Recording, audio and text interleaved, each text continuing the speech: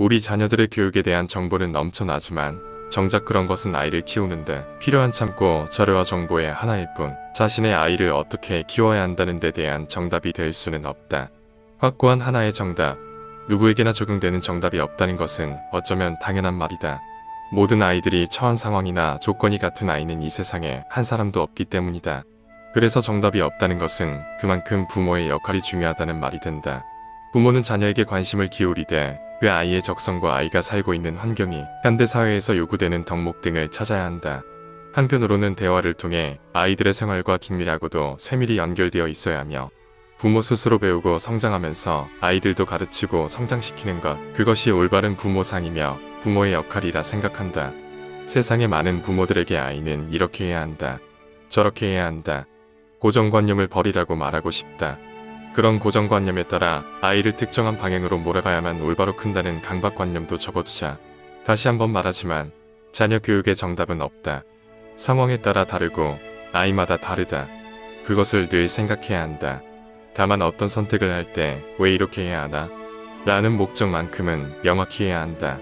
자녀가 어떤 사람이 되기를 바라는지가 분명하다면 자녀 교육의 방법을 찾기도 한결 쉬워진다. 부모로 사는 것은 제2의 인생을 사는 것이나 마찬가지라고 한다. 옛날 조상들이 아이를 키워본 사람이어야 어른 대우를 해주었던 것은 그만큼 함께 배우고 성장해 가야 한다는 뜻으로 그만큼 부모가 되면 해야 될 것이 많다는 뜻이다. 그런데 아이를 위해 무조건적인 희생과 관심은 쓸데없는 집착과 허무감만 낳을 뿐이다. 부모로서 아이에게 잘해주고 싶은 마음 자체가 잘못은 아니다. 그러나 절실한 마음만으로는 아이를 제대로 키울 수 없다는데 문제가 있다.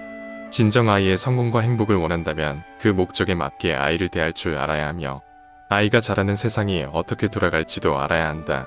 미래 사회는 더욱 척박한 환경에 놓여지며 AI와 로봇이 많은 직업군을 대체하리라 본다.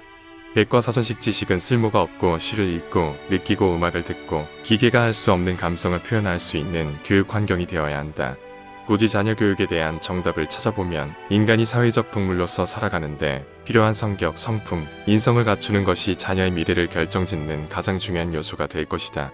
이러한 기본이 되는 타인과의 소통, 공감 능력보다는 학습의 능력이나 명문학교 진학을 우선시하면 겉보기는 화려하고 부모의 자기만족은 될지 몰라도 자녀의 행복한 미래는 결코 보장받을 수 없다.